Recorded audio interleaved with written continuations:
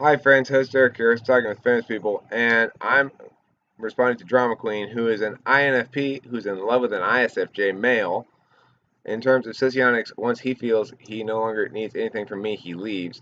I feel like it has hit this stage now because he told me he doesn't have feelings for me. Then I told him I'm deleting his number. Believe it or not, it led to me deleting his number because we had an argument about the type of women he likes, which is slimmer, and I'm not that. In your opinion, can ISFJ be this superficial? Also, I watch your videos, and you do make a lot of sense in things you say, and according to socionics, I should be critical of you, but I understand what you say clearly and make good points. Could you please help me out? Is there anything insightful you can tell me about ISFJ? Can the relationship be salvaged for me? So I said, yes, I'll make a video about it. And in response to what the bottom thing she said about INFP getting along with the ENTP or whatever, uh, INFP is most likely to agree with my videos and get along with me, find me agreeable from a distance. In general, my analysis is made when I myself am not feeling emotional. Thus, it's largely affirming and respectful of other modalities because I am at the root a genuinely nice and well-intentioned person. When I express in ways that distasteful to the INFP, it's usually when I'm more emotional, which is when I'm more likely to display antagonism. Okay, but regardless of that, let's go back to the ISFJ thing. The funny thing is, I asked Kim what she thought about if ISFJ could be that superficial, and she immediately said yes.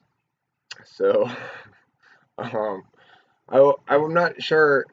Uh, I think what she's saying is that yeah, ISFJ can be that superficial. But what I pulled from that is, oh, INFP, you're doing what ENTP does as well with your NE. You are trying to lock down statuses of things and make meaning of them in ways that probably aren't necessarily productive.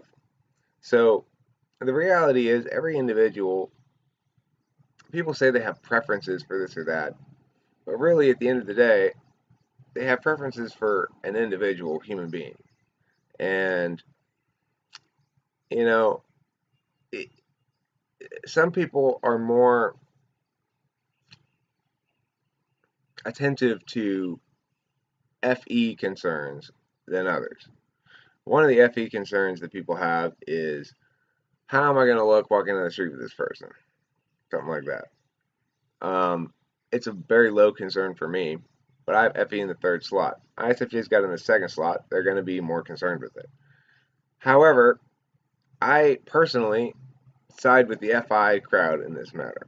Remember that FI people are less concerned with that matter than FE people because they're less shallow. So, in that regard, the dual for an INFP should be an ESTJ. Now, I don't know if that duality particularly works, and I think you'd probably be better off with an ENTJ. But either way, you get your FI in the fourth slot versus FE in the second slot, which will make that individual much more FI seeking. In other words, they're seeking authenticity rather than superficiality from the FI perspective. Now, FE has its own depth that is not superficial. And what am I doing? The kitty's eating a cactus. The kitty's what? Eating a cactus. So there's that matter. Now, the thing is, one of the interesting things that Kimberly said, Kimberly views herself, I guess, as on the thicker side. She indicated that, I obviously like thicker women. Well, I don't necessarily like thicker women. But what she pointed out, which is probably true, is that I do like SFJs, and that SFJs tend to be thicker. Now, I don't know if that's true or not, but the point is, for me, it goes person first, and appearance is of low priority. It just is. Other people feel differently, or whatever. I don't know. Because I think the SFJs are more worried about everybody else. They worry about themselves. They don't take care of themselves first. They take care of everybody else. No. I mean, maybe. I don't see largeness as being as cool. but I don't think that necessarily correlates to not taking good care of yourself. I don't buy any of that dietary shit. So I mean, I don't think that the reason SFJs are thicker, if they are, is because they are not taking good care of themselves. I think it's because genetically they're thicker. It's not like oh, does Kim eat more food than me? Question number one. No. No. Do you eat less food than me? Yes. Yes. Do I eat less food than Katie? Yes. Yes. And Katie and I are both skin and bones, and Kim's not.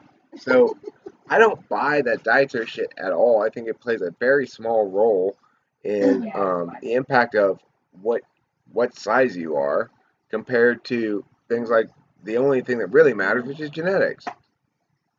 So But I still carry that insecurity of feeling like you are more like me in the sense of being shallow. right, but I'm not.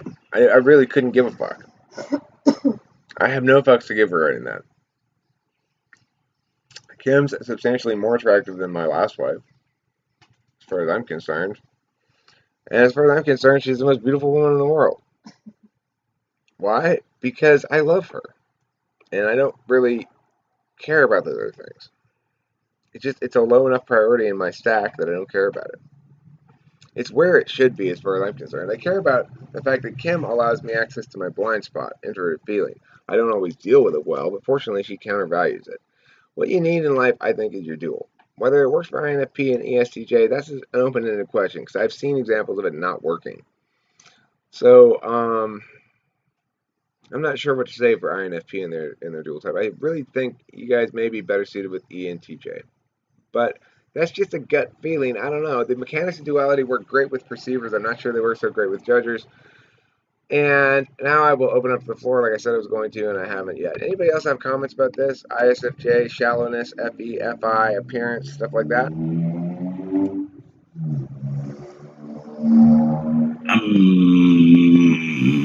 Is it not contrary to alpha quadrant values? I'd say, in a way, yeah. I mean, I think it's a good point that we sort of alpha quadrant intellectually is egalitarian in a way that promotes the virtue of an FI perspective abstractly without actually necessarily embracing it personally.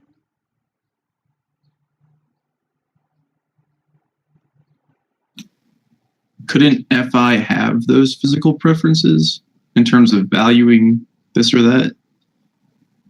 I mean, sure, but my understanding of FI DOMs is the higher up in the stack FI goes, the more they find the notion of valuing appearance over the valuing they experience of increased attachment over time, increased attachment and increased nuance of attachment over time.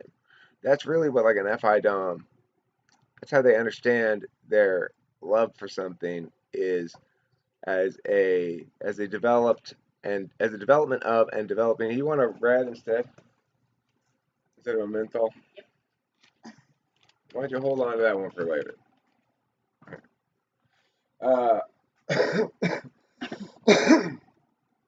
So yeah, I think that it's a different kind of valuing, and I think that at its core, FI is not so much about having like a preference for a physical type like that as it is about understanding the unique richness of a developed and developing relationship between two unique individuals. It's particularist in its framing. Okay.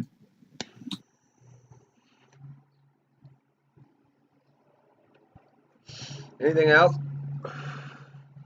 Okay, drama queen. So there's your answer. I don't know if that really answers everything you wanted me to answer, but it comprises my thoughts on FI, FE, appearance, and so forth. Remember, no matter what, INFP, there's nothing wrong with you. And if you get with the wrong type, they'll try to convince you there is something wrong with you one way or another.